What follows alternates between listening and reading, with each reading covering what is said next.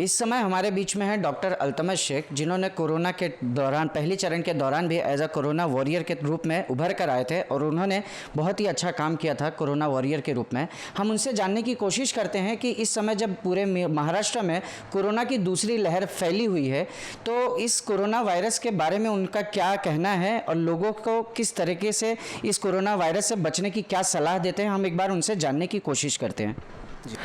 जो first wave था Covid का आपका पिछले साल, तब आपने सबने ऑब्ज़र्व किया कि it took a long period of time एक पर्सन की हेल्थ को डिटोरिएट होने में। It takes more than 20 to 25 days, 14 days of intubation period, जब पर्सन बीमारी को जानने लगता था कि उससे कोरोना है, फिर उसके बाद जाके वो टेस्ट कराता था। बट दिस टाइम ये बहुत डिफरेंट इसलिए है कि आप देख सकते हो कि सेकेंड वेव में जो पेशेंट्स की हेल्थ है, it starts deteriorating after 4 days। Patient बहुत जल्दी डिटोरिएट हो रहा है, बहुत जल्दी उनकी हेल्थ ख़राब हो रही है और उनका जो मेडिकेशन से रेजिस्टेंस भी आ रहे हैं बहुत सारे। So maybe this is more progressively and more fatal than before. Doctor साहब, जैसे कि एक चीज़ और सुनने में आई है कि जो ये नई वेव आई है कोरोना की, ये RT-PCR टेस्ट और एंटीजन टेस्ट जो हो रहे हैं उसमें भी डिटेक्ट नहीं हो रहा है, तो इसके बारे में आपका क्या कहना है? जी बिल्कुल, बहुत सारे पेशेंट्स हैं मेरे भी जिन्हें प्रॉब्लम है ब्रेथलेसनेस की, ब्रेथलेसनेस और बॉडी वीकनेस, जनरलाइज वीकनेस, आपको लगेगा ही नहीं कुछ और है करके। अब ऐसे पेशेंट्स जाते हैं टेंशन लेके during this pandemic period RT-PCR कराने के लिए, जो कि बेसिकली बहुत ही आप उसको गोल्ड स्टैंडर्ड मान सकते हैं एक तरीके से।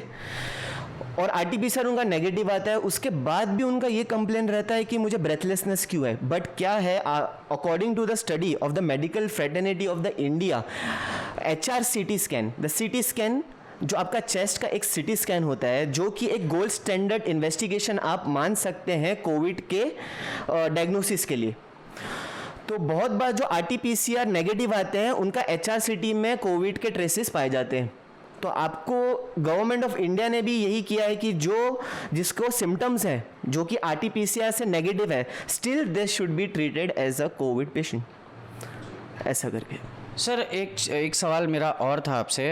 जैसे कि पहला वाला जो कोरोना था, वो जो पहले लहर थी कोरोना की, वो फंक्शन कर रही थी कि वाया हमारे नाक के थ्रू या गले के थ्रू, गले में रुक रही थी, जिसके थ्रू हम टेस्ट करके पता चल जाता था। ये जो नई वेव आई है कोरोना की, ये किस तरह से फंक्शन कर रही है और ये कहाँ जाके रुक रही है, इसके बारे में कुछ बता सकते हैं आप? Functions actually how it works ना, इट प्रोड्यूसेस एंटीबॉडीज़ बॉडी में। जब भी एक वायरस आपकी बॉडी में आता है, इट प्रोड्यूसेस एंटीबॉडीज़। बहुत अर्ली फेजेस ऑफ डिजीज़ में क्या होता है ना, आपकी बॉडी में उतनी एंटीबॉडी नहीं होती है, बट वायरस ज़रूर रहता है। आपकी बॉडी इतनी एंटीबॉडीज़ क्रिएट नहीं करती, and the RT-PCR the main thing, it works on the antibodies that is produce.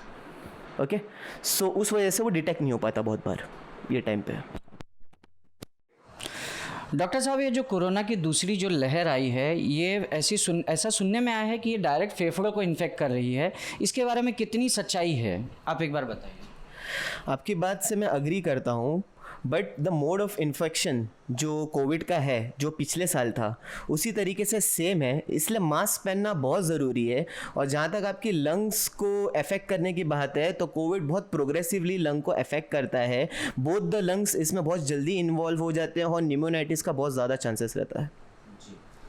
Doctor साहब, आप हमारे दर्शकों को इस कोरोना से बचने के लिए क्या उपाय बताना चाहते हैं, जिससे लोग अपने घरों में रहें और कोरोना से बच सकें, या बाहर जो लोग बाहर जा रहे हैं, अपने काम पे जा रहे हैं, रोज़मर्रा की जीवन यापन के लिए जो काम के लिए बाहर जा रहे हैं, वो इससे बच सकें, उनके बारे में आप कुछ राय देना चाहेंगे? जी, आपके दर्शकों के लिए मैं कहूँगा कि उनको मेडिकल एंड हेल्थ रिलेटेड जो प्रोटोकॉल्स है जो गवर्नमेंट ने बनाया है, उसी को फॉलो करना चाहिए। ओनली एसेंशियल सर्विस के लिए उनको बाहर जाना चाहिए, और जो जा रहे हैं even for the essential services, उनको मास्क पहनना चाहिए। मेरा रिकमेंडेशन तो ये भी है कि आपको ग्लव्स भी पहनना चाहिए और आपको आपके हेयर्स भी कवर करने चाहिए, कॉज इन्फेक्शंस वो एयर में भी रहता है और रुकने के बाद सरफेस पे भी बहुत देर तक प्रेजेंट रहता है कोविड, जिसकी वजह से आप टच करते हैं अपने नोज़ और माउथ को, तो मोड ऑफ इन्फेक्शन वैसे ज़्यादा बढ़ता है।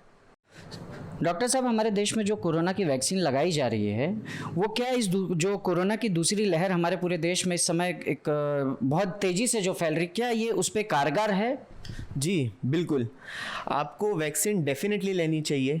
कॉज ये बीमारी की इंटेंसिटी को घटाता है, और अगर डिजीज़ आपको हो जाती है, बीमारी आपको हो जाती है, तो आपको लड़ने में इससे मेहनत भी बहुत होती है और ये आपको हेल्प भी बहुत करता है। डॉक्टर साहब, जो कोरोना की वैक्सीन पूरे हिंदुस्तान में लगाई जा रही है, क्या वो जो कोरोना की दूसरी लहर जो इस समय पूरे भारत में, पूरे हिंदुस्तान में जो इतनी तेज़ी से लहर तेज़ी से फैल रही है, क्या ये उस पर कारगर है? जी बिल्कुल, वैक्सीनेशन आपको डेफिनेटली लेनी चाहिए। कॉज वैक्सीनेशंस आपको बहुत तरीके से फ़ायदा देगी। पहले जैसे कि आपकी इंटेंसिटी जो बीमारी की है वो कम कर देगी।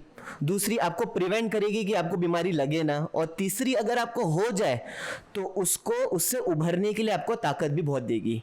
उसके साथ ही साथ वैक्सीनेशन के अलावा आपको सोशल डिस्टेंसिंग रखना है, और जो भी महाराष्ट्र गवर्नमेंट की तरफ से गाइडलाइंस आई हैं आपको, वो आपको डेफिनेटली फॉलो करनी है। सोशल डिस्टेंसिंग की, wearing a mask, gloves, sanitization, hygiene, proper hygiene maintain करना। इवन घर पे और अपनी फैमिली के पास जाएं तो उससे पहले अपने आप को डिसइंफेक्टेंट करने की कोशिश करना, अपने आप को सैनिटाइज करने की कोशिश करना, और उसके बाद घर में प्रवेश लेना तो ज़्यादा बेटर रहेगा वो। सर, ये जो कोरोना की दूसरी लहर आई है, इसमें डेथ रेशियो बढ़ते जा रहा है, इसका क्या कारण है कि जो इतना डेथ रेशियो बढ़ रहा है? डेथ रेशियो इसलिए बढ़ रहा है क्योंकि आप देख सकते हैं कुछ दिनों पहले, लॉकडाउन से पहले, लोगों का एक्सपोजर बहुत ज़्यादा था। All around the city, all around the country लोग ज़्यादा एक्सपोज थे बीमारी से एक दूसरे से, और मे बी थोड़ा सा लोग प्रिकॉशन लेने में थोड़े से लाइट हो गए हों ये टाइम पे। प्लस इसमें दूसरा रीज़न डेथ रेशियो ज़्यादा बढ़ इसलिए रहा है क्योंकि लेट डिटेक्शन हो रहा है। लोगों को RT-PCR कराने के बाद भी और बहुत सारी चीज़ें कराने के बाद, नेगेटिव देखने के बाद, लोग उसकी ट्रीटमेंट नहीं कर पा रहे जल्दी, और लेट डिटेक्शंस की वजह से, बीमारी लेट पता लगने की वजह से लोगों की इलाज भी लेट चल रहा है, लेट चालू हो रहा है। इस वजह से आपको दिखेगा कि डेथ रेशियो प्रीवियस टाइम से ज़्यादा है। और इसी के साथ ही सर, मेरा एक दूसरा सवाल ये था कि ये जो कोरोना की दूसरी लहर है, इसमें ट्रीटमेंट करने के लिए क्या ऑक्सीजन की बहुत ज़्यादा ज़रूरत लग रही है? जी बिल्कुल, आप देखेंगे कि गवर्नमेंट ने एक प्रोटोकॉल निकाला है कोविड पेशेंट और ये पेंडेमिक से कैसे लड़ा जाए, even for the doctors and even for the people, जो आपको तो मालूम ही है।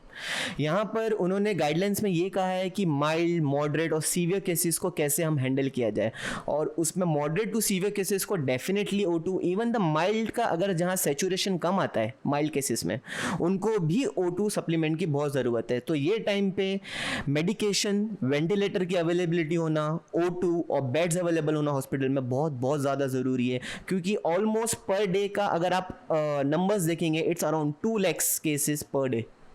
कोरोना की जो दूसरी लहर इस समय हमारे पूरे हिंदुस्तान में और हमारे इस पूरे मीरा भाईंदर शहर में इस समय तहलका मचा रही है, उससे बचने के लिए अभी हमने डॉक्टर अल्तमश शेख से बात की। उन्होंने एक ही चीज़ कही है कि अगर इस कोरोना वायरस से हमें बचना है तो हमें महाराष्ट्र सरकार ने जो गाइडलाइंस जारी की है, जैसे कि मास्क पहनना, सैनिटाइज़र यूज़ करना और सोशल डिस्टेंसिंग का पालन करना, इन सभी चीज़ों का हम पालन करें, और अपने घरों में हम जब अपने काम से रिटर्न आते हैं और अपने घरों में जाते हैं, अपने परिवार वालों से मिलते हैं, तब भी हम पूरी तरह से अपना प्रिकॉशन लेके ही अपने परिवार वालों से मिलें और अपने काम पर जाएं और हर चीज़ का ध्यान रखें, तभी हम इस कोरोना वायरस से लड़ सकते हैं और अपना बचाव कर सकते हैं।